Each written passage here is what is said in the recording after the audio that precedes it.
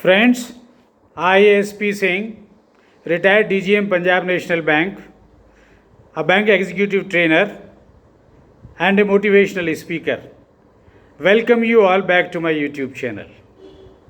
आइए चर्चा करते हैं कल रिज़र्व बैंक ने जो पॉलिसी रेट्स में चेंजेस किए हैं महत्वपूर्ण हैं, हम सब की जानकारी में होने चाहिए और उनका क्या इम्पैक्ट कहाँ कहाँ पर बैंकर्स के लिए और इकोनॉमी में कहाँ कहाँ हो सकता है, उसी पर आधारित है आज का ये मेरा वीडियो।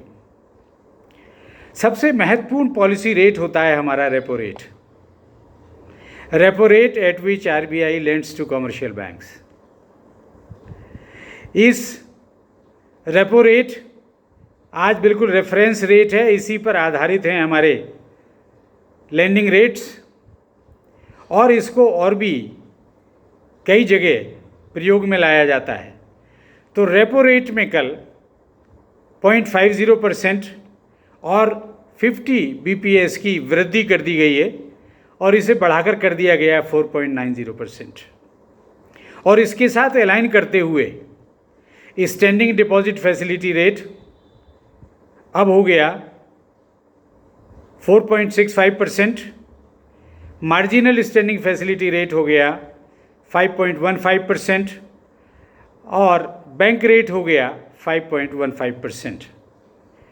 लेकिन हमारा जो fixed rate reverse repo rate था वो 3.35% पर अनचेंज्ड है। अप्रैल की मॉनेटरी पॉलिसी रिव्यू में भी उसमें कोई चेंजेस नहीं आए थे और इसमें भी कोई चेंजेस नहीं आए। लेकिन जब ये रेट बढ़े हैं तो इनके पीछे बढ़ाए जाने का कारण क्या है? आपको याद होगा in the month of March the CPI based inflation was 6.95% and in the month of April it went up to 7.79%, which is much above the targeted inflation rate of 6%, यानी 4% targeted plus minus 2%. So maximum tolerable limit for the RBI is 6%. And the inflation has gone up to 7.79% in the month of April. And in the month of May, let us see what rate comes out. Next week it may be announced. CPI based inflation may come down, may remain flat, or it is not expected of that it may go up once again because of policy review also the repo rate was increased by RBI by 40 BPS or 0.40% on May 4. So that will have an impact on inflation. The major objective of our monetary policy is that inflation should remain under control and economy must keep going up. The economic growth must go up. And it has always been a big challenge for the central bank of the country to keep the inflation and economic growth dynamics intact. Inflation under control and economy keep growing. ये बहुत बड़ी एक चुनौती होती है reserve bank के सामने और आज ऐसा ही समय आया हुआ है। इन्फ्लेशन बढ़ा हुआ है तो उन्हें कंट्रोल करने के लिए रेट्स में वृद्धि की गई है और जब इन पॉलिसी रेट्स में इंक्रीज़ होता है तो इसका इम्पैक्ट क्या आता है, वो इम्पैक्ट देखिए। जब रेपो रेट बढ़ेगा तो डिपॉजिट के रेट भी बढ़ेंगे और जब डिपॉजिट के रेट बढ़ेंगे तो बढ़े हुए रेट पर लोग अपने मनी को बैंक्स में डिपॉजिट की फॉर्म में रखना चाहेंगे। It means more savings and less consumption. पैसा बैंक में डिपॉजिट होगा क्योंकि इंटरेस्ट रेट में बढ़ोतरी हो रही है और जब रेपो रेट में बढ़ोतरी होती है तो money becomes costly, less borrowing Less borrowing means less liquidity in the market and inflation pressures may cool down.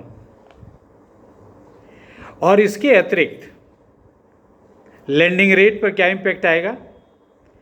आज हमारे बहुत सारे लेंडिंग रेट रेपो रेट के साथ सिंक कर दिए गए हैं. It means when repo rate goes up, lending rate will also, RRLLR, repo rate linked lending rate will also go up. इसको क्योंकि वो लिंक किया हुआ है, उसके साथ सिंक किया हुआ है, आप उसको रोक नहीं सकते बढ़ने से, तो लैंडिंग रेट बढ़ेंगे. और लैंडिंग रेट बढ़ेंगे तो हमारी जो EMIs हैं, इक्विटेड मंथली इंस्टॉलमेंट्स, किस पर? Housing loan, auto loans, any other retail loan will go up. So it will have an impact on the common man. हमारे आम आदमी की तो परेशानी बढ़ेगी, उनकी EMIs बढ़ जाएंगी, ज़्यादा पैसा उधर देना पड़ेगा. और इसके अतिरिक्त MCLR में भी चेंजेस आ सकते हैं. मनी बिकम्स कॉस्टली, तो MCLR में भी चेंजेस आते हैं. और अभी हमारे बहुत से लोन MCLR पर चल रहे हैं. और इस हिसाब से जो कल रेट्स में चेंजेस किए गए हैं, I have tried to put before you the current policy rates which we as bankers must know, must be aware of, और जो उनका इम्पैक्ट हमारे लेंडिंग रेट्स पर, डिपॉजिट रेट्स पर, EMI पर, इकोनॉमिक ग्रोथ पर जो आने वाला है, वो आपके सामने रखा. आई होप आपने बड़े स्पष्ट रूप से मेरी बात को समझा होगा.